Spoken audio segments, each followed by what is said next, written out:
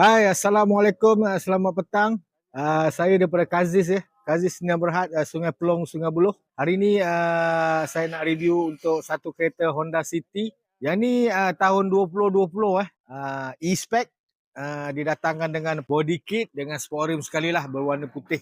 Kereta ni satu warna dan memang cantik kereta ni. Yang ni adalah color original dia. Boleh tengok keadaan luaran kereta. Owner sebelum ni memang jaga kereta lah.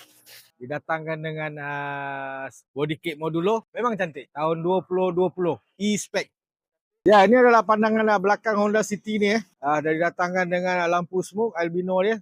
Owner lama tu dah tukar, memang cantik dengan body kit dia. Boleh tengok keadaan kereta, kondisi kereta memang cantik. Harga tu memang murah lah kami jual. Kami nak jual kereta ni hanya RM55,000 harga body dan boleh loan lagi bank selama 9 tahun.